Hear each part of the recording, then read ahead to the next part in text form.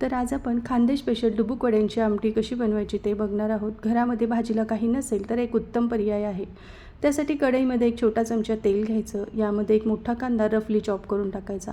Brown रंग येईपर्यंत medium फ्लेमवर हा भाजून घ्यायचा आहे। कांदा थोडा भाजला गेला की असं साईडला करायचा आणि यामध्ये अर्धा कप किसून घेतलेलं सुकं खोबरं टाकायचं आहे। हे खोबरंसुद्धा आपल्याला ब्राऊन रंग येईपर्यंत भाजून घ्यायचं आहे।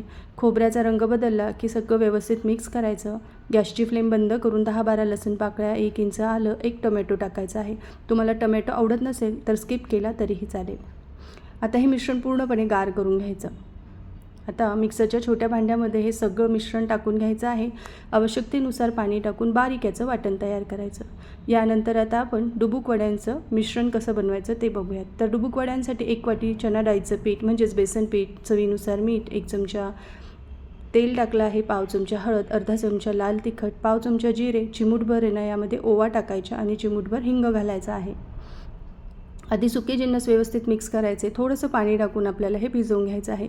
हे मिश्रण खूप पातळ झालं तर डुबुक वडे आकार पकडत नाही गोल गोल, त्यामुळे खूप जास्त घट्टही ठेवू नका आणि खूप जास्त पातळही करू नका। या पद्धतीचं हे मिश्रण तयार करून घ्यायचं आहे। दुसरीकडे एका भांड्यात 5 कप मी पाणी गरम करत ठेवलेलं आहे।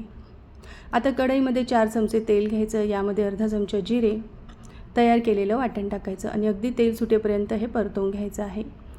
मिश्रणाला छान तेल सुटलेलं आहे। आता यामध्ये ना अर्धा चमचा हळद, 1 चमचा लाल तिखट टाकलेला आहे, 1 चमचा घरातला काळा मसाला टाकला आहे, अर्धा चमचा हा होममेड गरम मसाला ॲड केला आहे। याची रेसिपीसुद्धा आपल्या चॅनलवर आहे। 1 चमचा धना पावडर टाकायची। आता हे मसालेसुद्धा तेल सुटेपर्यंत परतवायचं आहे।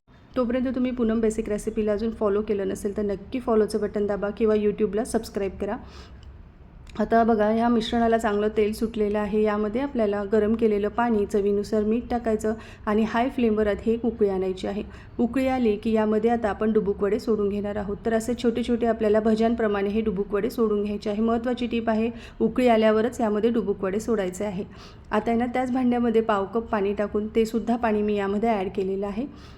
आता गॅसची फ्लेम लो करायची आणि पूर्णपणे अर्धवट झाकण ठेवून 15 मिनिटासाठी ही छान उकळून घ्यायची आहे। शेवटी कोथिंबीर टाकून सर्व करायची आहे। नक्की तुम्ही सुद्धा ही भाजी ट्राय करा आणि कशी वाटली ते कमेंट करून नक्की सांगा। धन्यवाद।